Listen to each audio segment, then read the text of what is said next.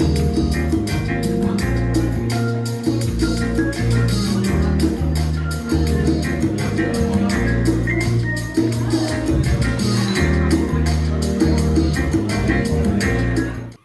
good evening. I'm Undrai Fizer, and welcome to today's Discovery. I'm coming to you live today from Fizer Global. We're located 7676 Hillmont, Suite 34411, here off of Highway 290.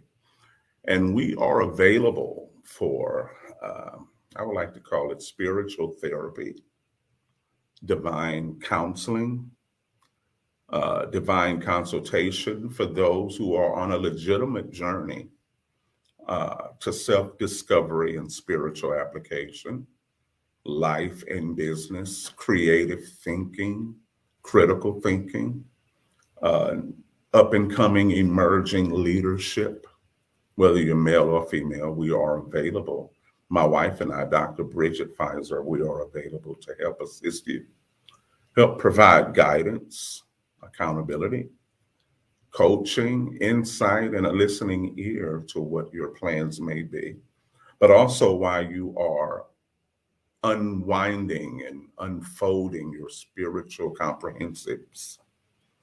Um, Most of us really need help in comprehension when it comes to mind transformation, how not to just think different, because when you think differently, your life will respond differently. And a lot of times we want new thought to be leaders while we still carry on our life flow the way it's always been. And so when you are ready to walk the new life, or when you come to clarity in yourself, if you need help with that, my wife and I are able to help you with that. Change is uh, Change is unique because I found that I can't. Hello, everyone who's coming on. I can't free other people from what my experiences were. I can't use my experience to free people who don't see the same thing in their experience. I can't take my experience and my lack of vision and put it on another person and change them. You know what I'm saying? I can't take my bad experience and think everyone else has the same experience. Change is different. Change is different. So when your experience has given you up, how do you know when it's time to change something? Do I change because I'm hearing somebody else teach something incredible? Because if my current season hasn't invited me to what I'm hearing you say, is it my season to hear that? Raise your hands if you know what I'm talking about. I see my wife on. Hello, everybody. So you have to recognize when it's time for you to change, when the season has come to you to shift. Just because I hear someone saying something from their experience and it sounds profound does not necessarily mean that my life has structured me to do the same thing. So it takes maturity to be able to listen to your heart. It takes clarity to be able to listen to your state of life. How many of you have listened to your state of life and you know where to bring your life? See, you're a good leader when you know how to lead your life at the right times of change. You just don't up and change. But when you know how to listen to your spirit, when you know how to listen to your soul, and when your soul knows that you and I listen attentively to it, and that whenever it's hungry for something, we know that it's time to uproot it and bring it somewhere.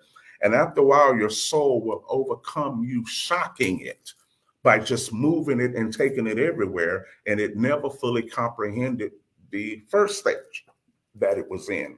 Am I making sense? Because when you move your soul too quick, it dies just like a plant when it's used to staying in a pot. at a certain corner of the window. When you move it, suddenly it shocks it and it dies. Have you ever moved your soul too quick? Am I making sense? Yeah. So maturity lets us know when it's time to move into a new dimension. And maturity is not just getting older, it's listening. It's knowing that the presence of God is the only presence in my life. If my life has too many presence of different things in it, I won't know the voice of God distinctively, or I will have to listen beyond all of the voices that live in me, and I will misstep because I won't know which voice is directing me. So it's imperative for us as sons of God, not those of us who merely name ourselves as sons of God, but it's imperative for us as sons of God to have one presence within us.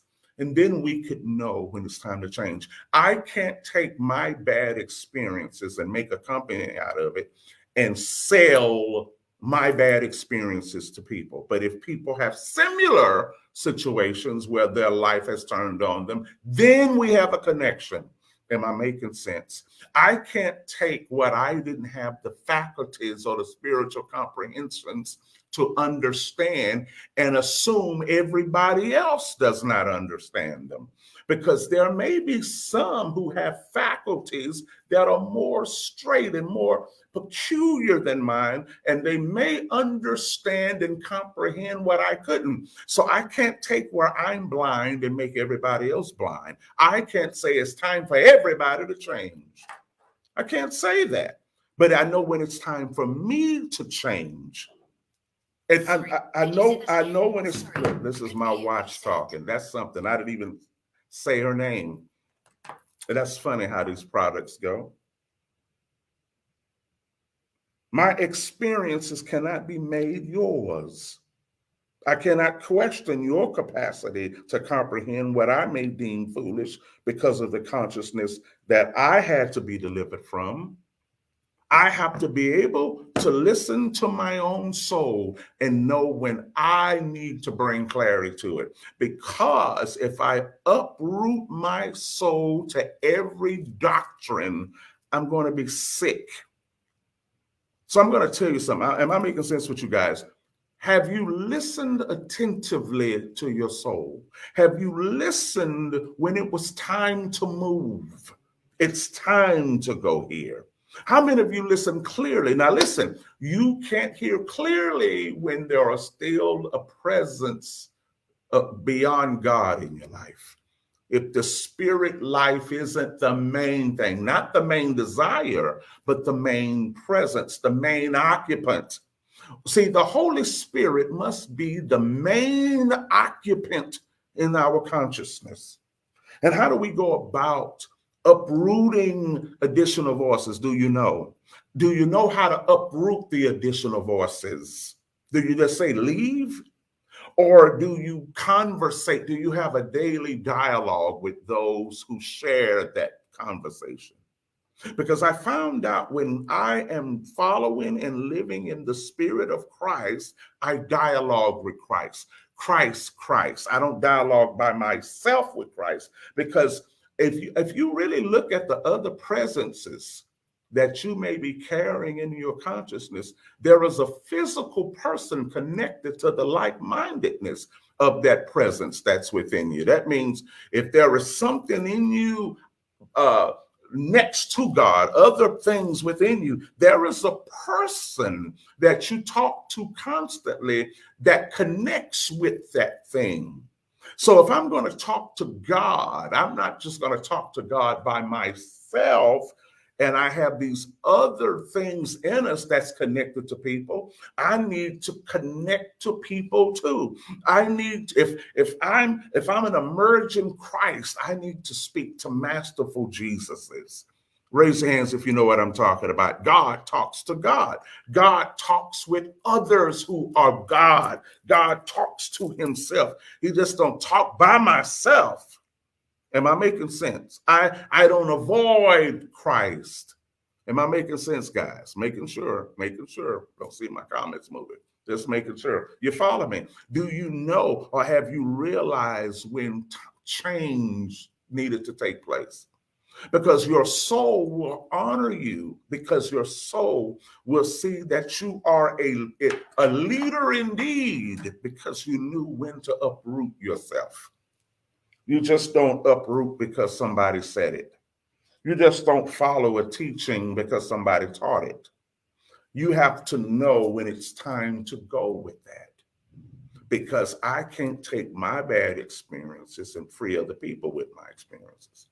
And I can't see you enjoying what I can't and say, I don't see why you enjoying that. Just like you can't see why I'm enjoying mine. Our faculties. No one can just awaken you without your permission. If I seek to open your eyes without your permission, I will scratch your eyes instead of bringing healing to your eyes. Oh, unforced awakenings will blind people. If I try to awaken you to something your faculties can't see. So I'm going to talk to current students. I'm going to talk to future students. Are you ready to see what I'm saying? Are you ready to learn what I'm saying? And it can't be, I'm ready because I learned enough. No, have your soul opened up to the fullness of God? You can't comprehend fullness without God opening you for fullness. Have I been opened? Because if you're being taught the fullness of God before you're opened, you're going to consistently be late in the fullness of God, because you're trying to cram the fullness of God in an unready heart. I can't teach my bad experiences and free other people who may not have those experiences. But if your life has gotten rid of you, then maybe I could help. But I can't help if your life hasn't sent you away. So many times we try to teach people and impart to people whose lives wasn't through with them. Dr. Briggs, did you hear what I'm saying? Sometimes we try to impart information to individuals whose lives are not through with them. Raise your hands if you understand. Was your life finished with you? Because maybe the life you keep going back to wasn't through with you yet. Jesus could never allow you to follow him if your current life wasn't finished with you. Write that down. Write that down. When Jesus would recruit for disciples, he had to make sure that their present life or their current life was done with them, because if your life is not finished with you, you're going to keep going back to an unfinished life. And you won't be able to hold the impartation because you moved before your life was finished with you. And it's okay, because it's up to you to know if your life is done using you. Because if your life isn't through using you and your talents and your gifts, you are going to be double-minded walking with God when your life is still using you. I knew it was time for me to move forward because my life was done with me. I hated what my life was about. I hated what I was doing with it. And when I left my life, I left my life. Whether my mother wanted to let me go or not, or my father, I have dreams now of me back at my mother's house sometimes, and I'm not even thinking about my mother. And in the dream, she's there. My mother's been deceased for 27 years. But I had one dream and she was there. And I'm like, what's going on? And every time I try to lock the door, I can't lock the door. And every time I had a car in her driveway, every time I looked out the door, it was gone. It was like, why does my vehicles are constantly stolen when I'm at my mother's house? This was a dream. I didn't know what was going on until I woke up and came to the conclusion that my mother didn't want to let me go. Even though she's dead, she didn't want to let me go. And I'm like, Mom, are you still trying to talk to me? But I'm gone from there. I'm not there anymore. You got to let me go. She was one of my main idols before she died. I was always concerned about what she would think about everything. And my mother died, and even in her death, maybe she's trying to say, I haven't let you go. Oh, but you let me go, lady. You understand? You can't move forward. And this was just a dream. I'm not talking about necromancy or witchcraft, so don't lose it. But sometimes if our life has yet to be finished with us, we can't move on in the fullness of God because we still have a presence of someone or something in our life. And when the ark of God stands next to that thing and it knocks that idol down or that person down, we are quick to pick them up again. We're quick to pick them back up. You understand what I'm saying? Jesus, when he said, follow me, he had to make sure you were done with your life. Because if you're not done, you won't go, or you will only go so far. I can't take my bad experiences and teach anybody. I can't take a bad experience I had in religion and a bad experience that I had in spirituality and teach the world. Because where I may have failed, you may succeed. And if you succeed there, stay there. If you succeed, wherever you succeed, stay there. Because if you leave where you succeed just to follow a novelty, you're going to always be torn apart. Raise your hands if you know what I'm saying. Yeah. When my life was finished with me, when Dr. Bridges' life was done, I remember we said, let's go. I remember the day we said, let's head back to Houston. She said, let's go. Didn't look back. We were in Cleveland, Texas, and we were at her sister's house. And it was like, let's go. I remember they were fine. Nothing wrong with them. But we knew our lives in this realm is done. Now, see, you may understand what I'm saying, but you can't do what I'm saying if you still have unfinished business. And if you have unfinished business, you are not ready for the kingdom. The kingdom does not recruit people whose business is not done. Write that down. The kingdom does not recruit those whose business is not complete. Oh, Jesus died for me, but the kingdom is another situation. If your life's business isn't finished, you are not worthy of the kingdom because your focus is too divided. I have another presence living in me. Jesus and my friend, Jesus, me, Jesus and my past, Jesus and when your life's issues are finished, you will have one presence in you. And therefore, you won't be double-minded with one presence. I can't be double-minded with one presence living in me. Write that down. How can I have two minds when one mind is living in me? How can I say, is it me or God, if only one God is living as me?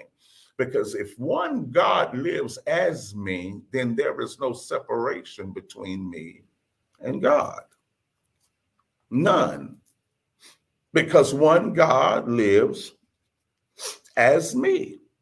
So when I hear, I know that's the Lord, because I and the Lord are one presence.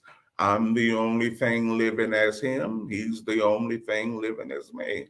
It's not a family deal. It's not a group deal.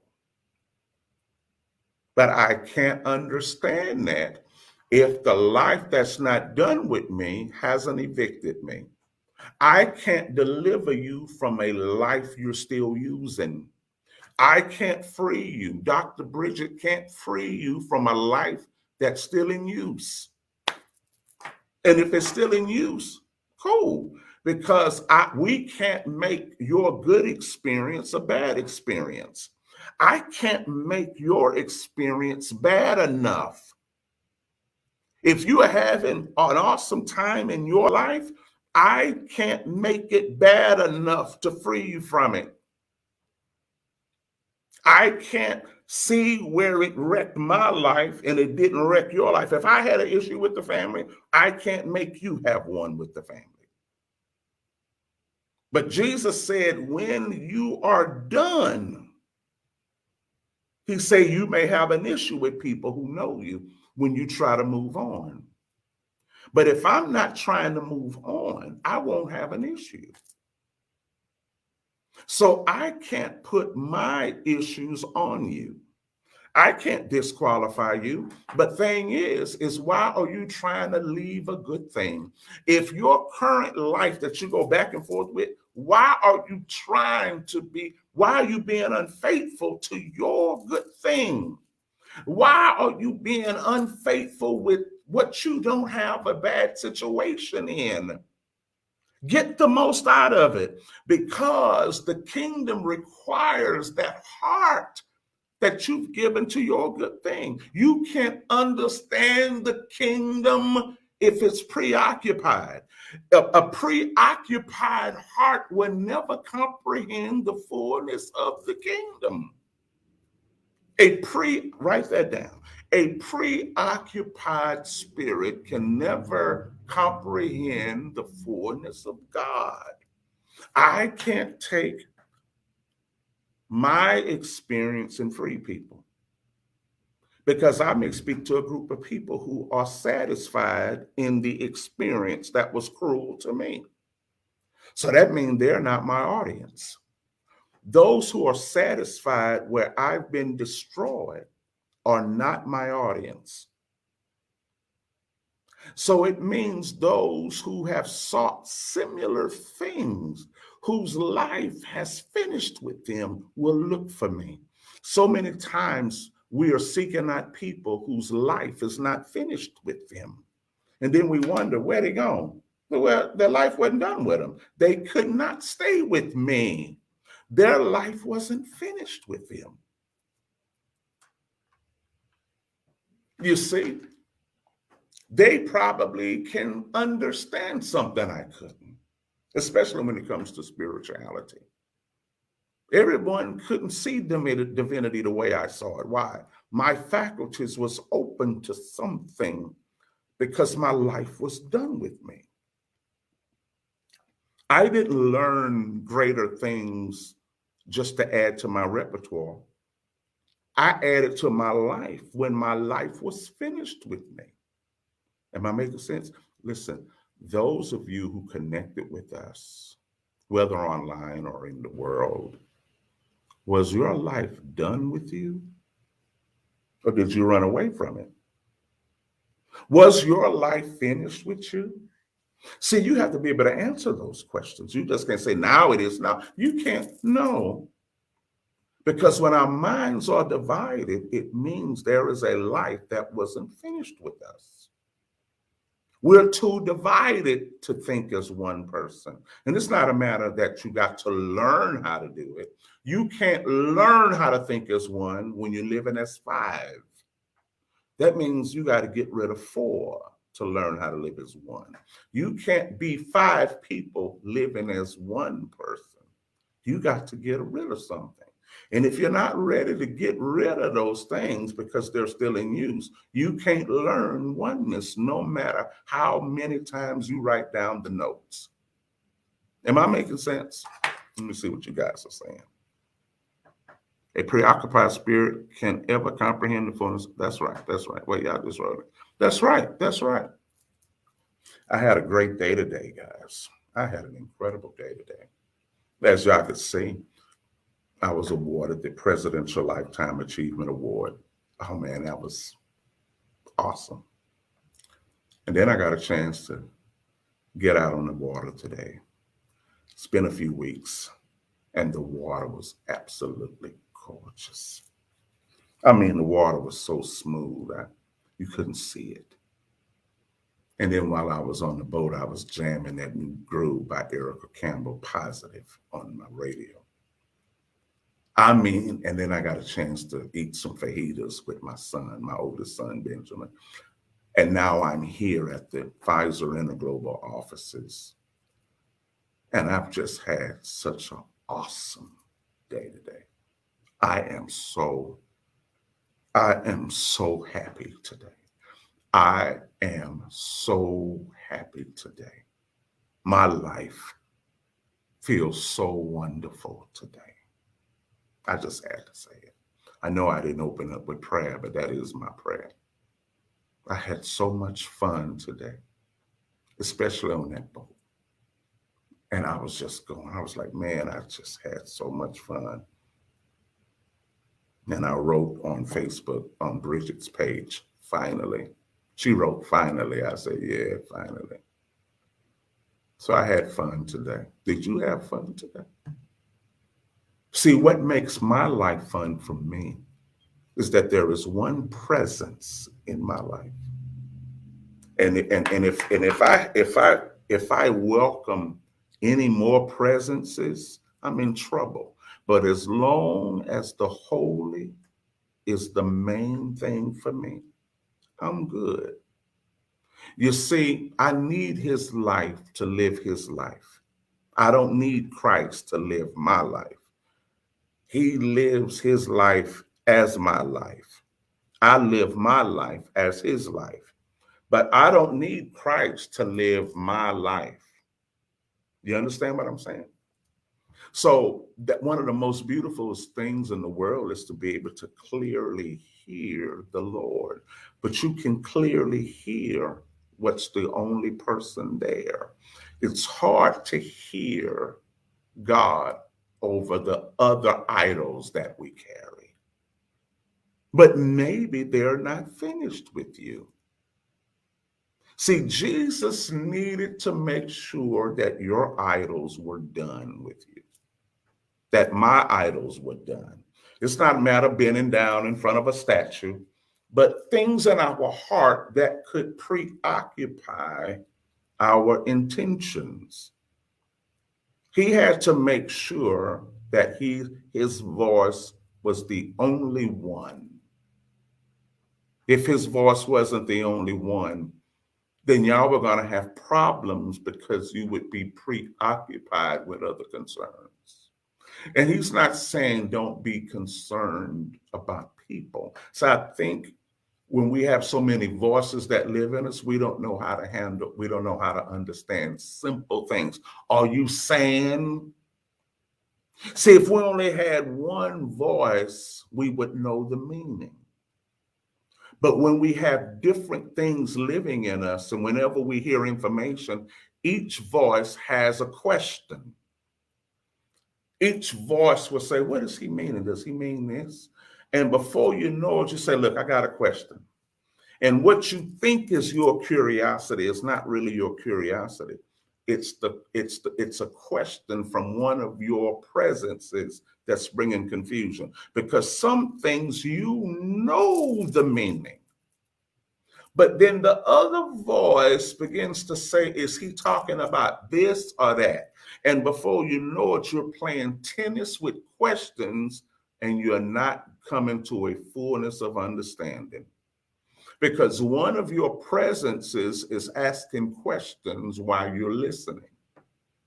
But if you didn't have another presence in your life, you would understand. You understand when you hear a thing. Have you ever heard something and understood it completely, but because it really meant what it said, and you were not ready for it to mean that, you say, are you saying? But you knew what it was saying. You knew it was no other way. Raise hands if you know what I'm talking about. Thank you, Seattle.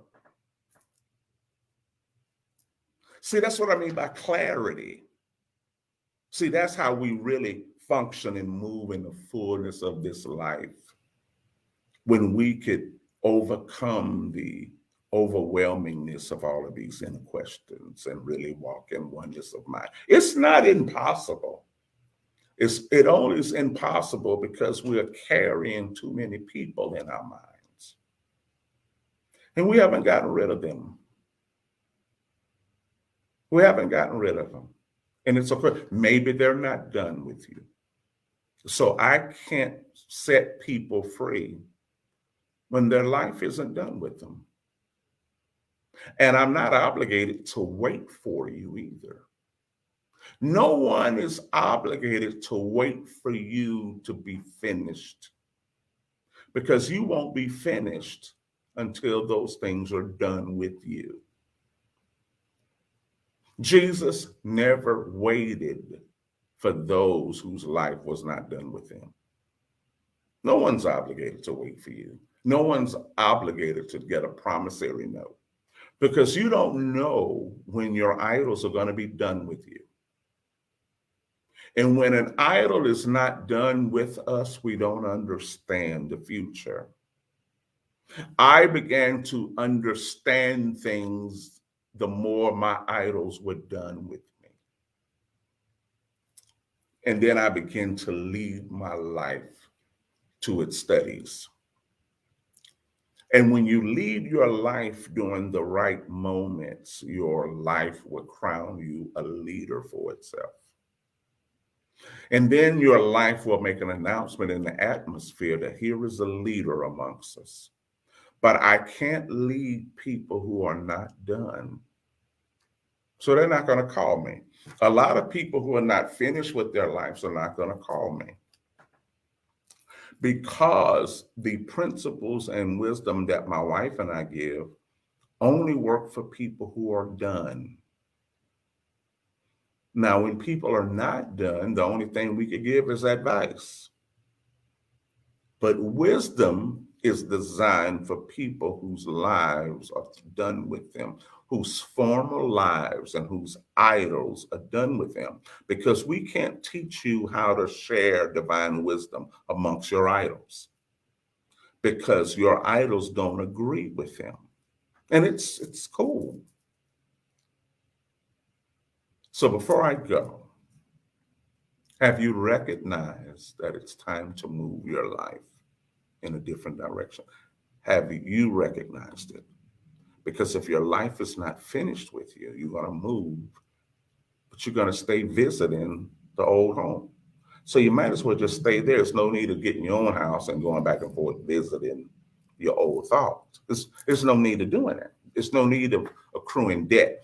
Because, well, I'm glad I said that, because when you have too many presences in your mind, you could go into poverty, because each presence will be dissatisfied at a certain time, and it will have you spending your money to bring satisfaction to it. And you're going to be spending money and not knowing why you're spending money, because one of the presences in your life is dissatisfied and it'll get in your pocket. But if you only have one presence in your life, you see how that is? When you have to feed many things, you only got one job. You got enough money to pay for all of those people living in you. That makes sense? Because a lot of these voices will have you going broke.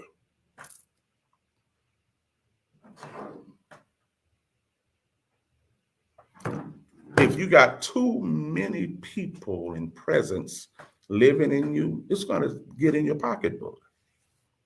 Sometimes God brings you wealth and provision by clearing out all of the other idols that you've been taking care of. You only got one job. Can you take care of all of them? And you follow what I'm saying? So before I go again, are you still using the life you had? If so, use it. You can't have them both. There's no need for God to fight over your heart. He's not going to fight. There's no need. to do that to yourself, because our life would do what we desire and not what we need to do. Because everything you need to do may not be what you want to do. But when you want to do, your life will show you how. Our lives reveal desire. Desire teaches desire. See, nobody taught me how to sin. My desire taught me how. My desire taught me how to lie when I needed to know, taught me how to cheat, taught me how to do wrong. Desire teaches you. You don't need anyone to teach you how to do desire. When I want to live as a son, my desire shows me. I don't need nobody to teach me how to live what I desire. I may need somebody to teach me how to do what I need, but I don't need anyone. You're loud. Oh, I'm sorry. And sorry. I've got a lot of phone calls Sorry. right here. I'm on So the where you live. located at now? I'm here. I'm on a live now. I understand you're on the live, but I'm telling you that you're really loud. You got another huddle room right here. Okay, sir. But I'm right Okay. here. I'm on very important phone Okay, calls. sir. Right I didn't know. But where are you located at now in here? I'm here. That's my office next door, sir. That office is closed. No, I'm not in there. Okay. Thank you, sir. See, so we have a problem. You have a card? So I'm about to end, sir. I'm on a live video. I understand that, but I'm on live phone calls in here, and you're extremely loud and you're interrupting. Thank you. You see how I feel? I feel the same way. I didn't know. The light is on. Sir, thank you. Thank you. So the thing is, when your life is done, then you will. You see this? This is amazing. Did y'all see this? Amazing. So when your life is done,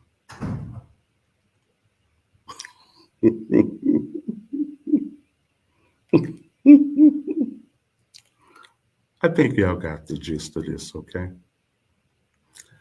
I'm going to go. Y'all be good, okay? This is fun. Maybe this was a sign. Maybe what I just saw was a sign of me needing to do something else. Maybe this was a sign. Y'all be good. Think about what I said.